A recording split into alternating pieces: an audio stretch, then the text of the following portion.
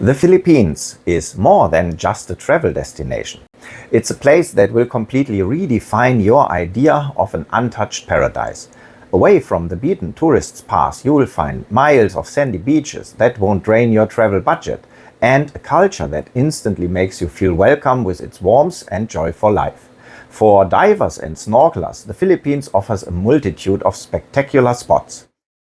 But let me be honest, this often untouched paradise also comes with its challenges. Traveling around the Philippines, for example, is not comparable to the comfort you might find in Thailand or Bali. There are those moments when you wonder why the ferry is already docked but then departs 3 hours later, or when bad weather strands you on a small island, making you suddenly understand how Robinson Crusoe must have felt. Yes, it's exactly these little hurdles that make life here so exciting, and I'm here to help you navigate your stay in the Philippines. My name is Götz, and I've been living in the Philippines for over a decade. These years have not only shown me the breathtaking beauty of the country, but also helped me get to know the many quirks that make it so unique. The seemingly chaotic street life with late-night karaoke parties, restaurants where dessert is served before the rice, and the fact that socks with sandals don't bother anyone here, these are things you simply have to experience to understand. And believe me, I've experienced it all. That's why I put together 10 things I wish I had known before I first set foot on the sand of these stunning islands. I promise my tips won't just help you save time and money, but will ensure you experience the Philippines for what it truly is, a paradise with character. If you're ready to dive in, let's get started. When is the best time to travel? The dry season from December to April is considered peak travel time in the Philippines. During this stable climate period, you can expect clear blue skies, turquoise waters, and pleasantly warm temperatures, perfect for beach lovers. The downside, you won't be alone. Popular tourist hotspots like Boracay or El Nido are heavily frequented during these months. If you're traveling at this time, be prepared to share your mango smoothie on the beach with plenty of other vacationers. If you're flexible, the rainy season from May to November is a great alternative. While rainy season might sound daunting, don't worry, it's more of a showery season. It's often just cloudier, but that makes it also slightly cooler. The rain showers are usually brief and occur mostly in the afternoons. The big advantage, there are far fewer tourists, allowing you to enjoy many beaches and attractions almost to yourself. Rain makes you wet, you might think. True, but don't worry, it's the tropics. The rain is pleasantly warm and you'll dry quickly. And if you don't have a spare t-shirt on hand, someone is guaranteed to sell a fresh one for less than $2 just on the next street corner. Another perk of the rainy season is that nature truly comes alive. Waterfalls in particular benefit from the additional rainfall. Many smaller waterfalls that dry up or become mere trickles during the dry season come back to life during the rainy months. Locals are often happy to show you their hidden waterfalls, which are usually off the radar for package tourists. Additionally, accommodation and flight prices are usually lower during the rainy season. So, if you're flexible and not deterred by the occasional downpour, you can experience a quieter, more serene side of the Philippines during the rainy season. One important thing to know is that the Philippines is a country with a near 90% Christian population. This strong Christian foundation influences many aspects of life, including traditions, values, and approaches to relationships. This makes dating here a little different from what you might experience elsewhere. If you are interested in building a meaningful connection with someone who shares similar values, christianfilipina.com can provide a good starting point. Since 2009, they help people connect with others seeking serious relationships, making it a trusted space for finding genuine connections. What makes christianfilipina.com unique are services like romance consultations and the second opinion feature, which offers extra support to help ensure that the person you are speaking with has genuine intentions and is truly compatible with you. If you're curious, you can explore it further by using the link in the video description. It might be worth signing up before your trip so that you can spend time getting to know potential partners who are also looking for a reliable and serious relationship. That said, not everything follows the weather gods. With over 7,000 islands, the Philippines has its own climate quirks. A good example is Siargao, the surfing capital of the Philippines. Its best travel time is between March and October, precisely when the rainy season prevails in other regions. For surfers, it's the perfect time to hit the waves, but even non-surfers appreciate the laid-back vibe and pristine beaches. Another example is the northern Philippines, specifically the Bataan region, which has a climate more reminding of Japan than tropical islands. In the Cordillera Highlands on Luzon, the winter months are cool and windy, similar to the temperature zones of Europe. Hotels in places like Baguio and Sagada even provide blankets for chilly nights. So my tip for the Philippines: always carry a spare t-shirt and a pocket umbrella. It will protect you not only from the rain, but also from excessive sun. And a t-shirt is even handy for those moments when you sweat too much. So is it just fly over and vacation? Yes, it couldn't be easier. Entering the Philippines is incredibly straightforward for travelers from 157 countries worldwide. Just pack your bags, book your flight, and you're good to go. You'll receive a free 30-day visa on arrival at immigration. Yes, you heard that right. For travelers from 157 countries, there's no need to apply in advance or pay any fees. All you need is a valid passport and a return or onward ticket.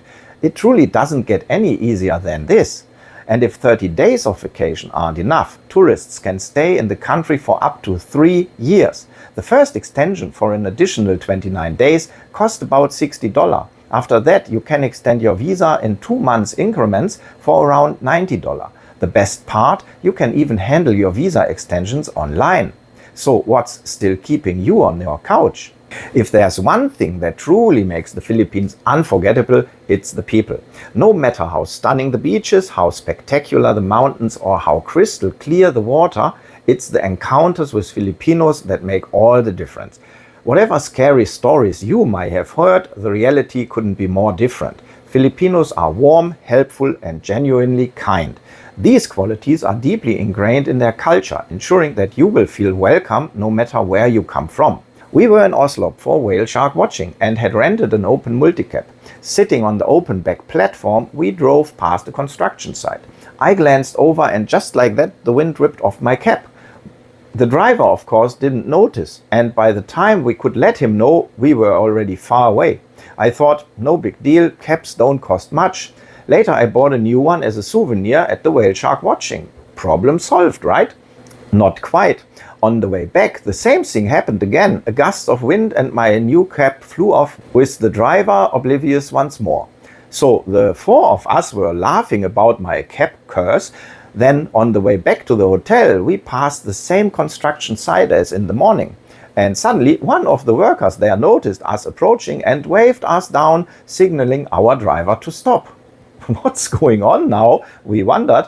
One of the workers approached, holding my cap I had lost earlier that morning. They had noticed it, picked it up and waited in case we come back. Now they just gave it back to me rather than keep it. We were amazed. None of us had expected that. But it gets even better. A few minutes later, as we were about to leave, a motorcycle honked behind us with the rider waving, and we thought, what happened to this guy? Then we saw it. He was holding my new cap. He was on the same road and had seen it fly off. He followed, hoping to catch us, and now stopped to return it to me. The construction worker, the motorcycle rider, and the 4 of us on the multicab looked at each other and thought, no one back home will believe this. The best part, neither the worker nor the rider wanted any kind of reward. They were simply content and happy to have helped. This story has stayed with me to this day because it so perfectly captures just how thoughtful and helpful the people here are. And just to confirm, yes, this all really happened. No joke. Another reason why interacting with Filipinos is so pleasant is the language. English is the official language and is spoken almost everywhere. From hotel staff and street vendors to school children, most people can communicate with you effortlessly in English. This makes traveling in the Philippines incredibly easy, even if you don't speak local dialects like Tagalog or Cebuano. And it gets even better. Many Filipinos are proud of their English skills and are eager to practice and improve them. It's not uncommon for a simple question to turn into a longer conversation. These exchanges often teach you more about the country and foster personal connections that give you a deeper insight into the culture. Don't be surprised if, during such conversations, you encounter the famous Filipino hospitality and suddenly find yourself invited to a meal. If you have the time, accept the invitation, even if you're wondering how you will manage to eat all the lechon being offered. Sharing a meal here is more than just eating. It's a way to build relationships and make you feel genuinely welcome. The Philippines is made up of over 7,400 islands, each with its own unique character. With so many islands, traveling here isn't just a means to an end, it's an experience in itself. The modes of transportation are as colorful and varied as the country, and every trip tells you something about Filipino culture. There are 6 typical modes of transportation you should try when visiting the Philippines. For longer distances, domestic flights are the most efficient option. Cebu Pacific regularly connects major cities and islands. Smaller provincial airports can often be reached via charter flights from private providers. Since land travel in the Philippines often averages only about 30 km per hour, flying can save a significant amount of time and is a practical choice.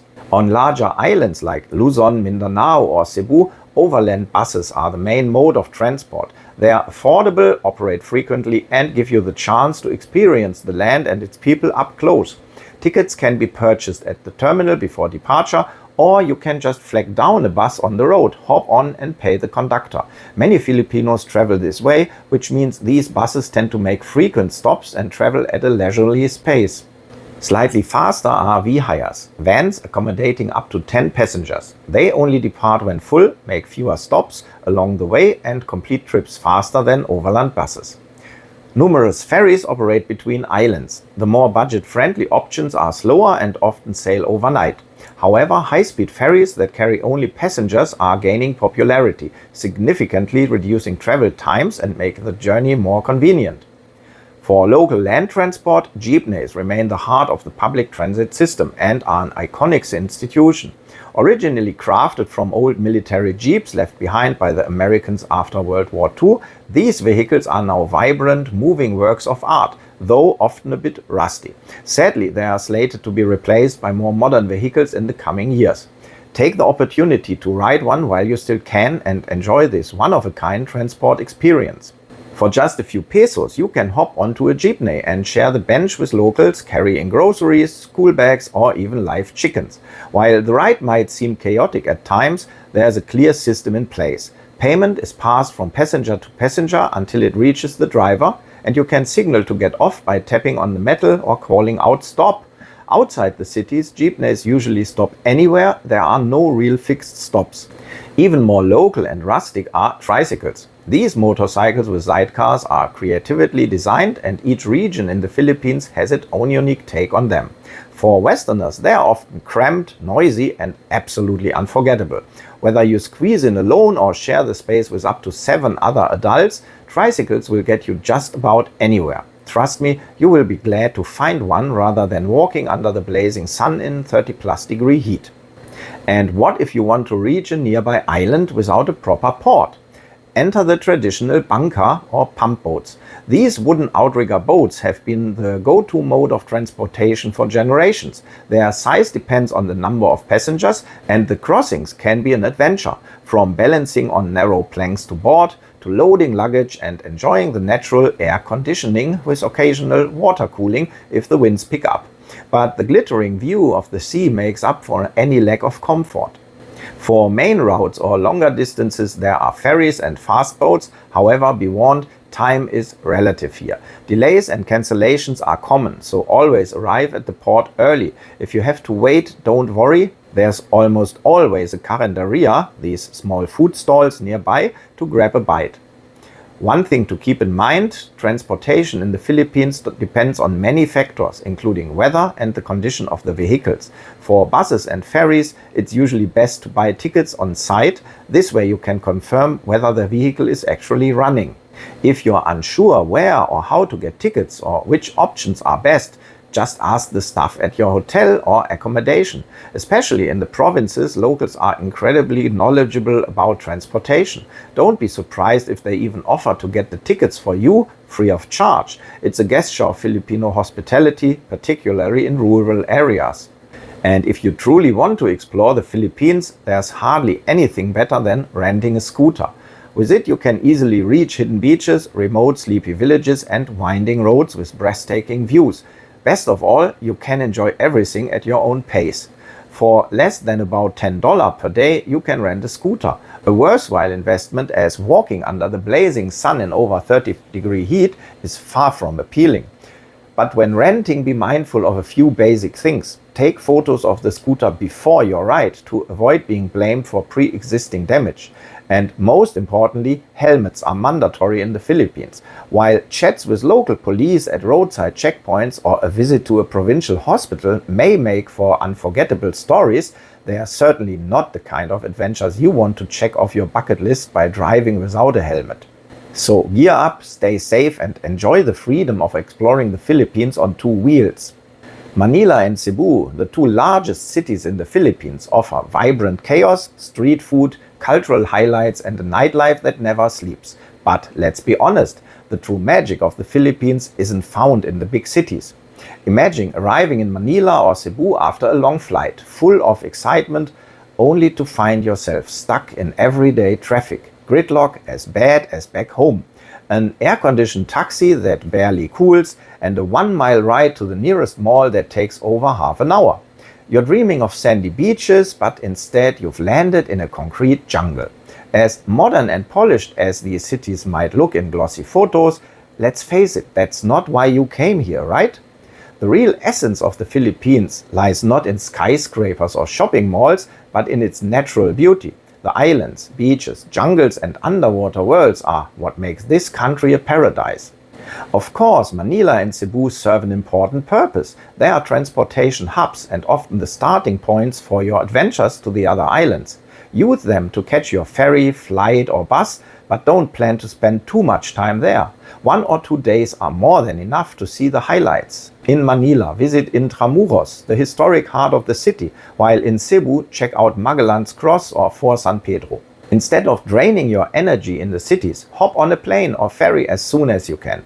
Explore tropical jungles, snorkel through coral reefs, or simply relax on a beach while palm leaves sway gently in the breeze. Trust me, that's the real Philippine experience. The Philippines is a paradise for adventurers, but without internet access, getting around can quickly become challenging. Whether you're searching for a restaurant, finding the way to the next ferry, or simply posting your beach photos, a Philippine SIM card is a must. Plus, Wi-Fi isn't always as reliable as you might be used to, especially outside the big cities. No Wi-Fi in the mall or your hotel room. Even though it was listed in the amenities, internet access is improving, but in rural areas, sorry, no Wi-Fi is often still the norm rather than the exception. So, which SIM card is the best, you ask? The Philippines have 3 main providers: Smart, Globe, and Ditto. All have their strengths, and the right choice for you will depend on your location. Ask locals which provider works best in their area. Globe is usually the preferred option in urban areas, while Smart often offers better coverage in the provinces. The easiest way to get a SIM card is right after you land. Airports have booths where you can not only buy a SIM card, but also have it registered and topped up on the spot. The whole process usually takes no more than 5 minutes, and for about $10, you'll be set for 2 weeks. If you need additional credit, called load here, it's easy to buy more from vendors. You see them literally on almost every street corner. And now, after all these tips, what daily budget should you plan for the Philippines? The Philippines is a paradise that can actually be more affordable than other Southeast Asian destinations, if you know how to approach it wisely. There's a wide range of accommodations, from simple bamboo beach huts to luxurious 5-star resorts. However, here's a reality check. In Thailand, for example, $30 often gets you a stylish beachside room with a pool and great amenities. In the Philippines, $30 might get you a beachfront room too, but it will likely be more functional than fancy. The Philippines, especially the provinces, is not a destination for pampered luxury travelers. Keep that in mind. Food is an area where you can save a lot of money. However, many tourists stick to pizza, burgers, or their 5-star hotel restaurant due to mistrust of local cuisine, a costly mistake. Filipino food is not only cheaper, but also much more delicious. 3 meals a day in a Western-style restaurant for 2 people can easily cost $60 a day. With the same $60 spent in local restaurants, same two people can eat well for 3 days. Over a 2-week vacation, choosing local restaurants over Western food can easily save you $500 or more. But one tip is knowledgeable even in pricier restaurants. You can cut costs by asking for free drinking water, known as service water. It's not tap water but purified drinking water, and nearly every restaurant offers it for free. Opting for free water instead of bottled can easily save you $2 per meal. To summarize it, here's a rough estimate of daily expenses for a typical tourist. For accommodation, plan for about $50 per day for a higher quality room. For food and drinks, $30 per day is enough if you stick to more local restaurants. For transport, renting a scooter will cost around $10 per day, but even tricycles or jeepneys aren't too expensive. If you more rely on taxis, then better calculate $50 per day. In total, a budget of $100 per day is a good guideline for tourists, with accommodation being the largest expense. For long-term stays, you will find that $50 per day is a good number to live comfortably in the Philippines. By balancing where you spend and where you save, the Philippines can offer an incredible experience without breaking the bank. So what's my tip for your 2 to 3 week vacation in the Philippines? Head to the provinces. There you are likely to meet a fisherman on the beach who's willing to take you out for a day to explore the small islands off the coast. No bustling tourists, just you, like Robinson Crusoe, surrounded by crystal clear water, deserted sandy beaches and swaying palm trees. Where else can you still find such places today? If you spend time with locals, you'll likely be invited to a Boodle Fight. Don't worry, there's no actual fighting involved, except maybe over the food.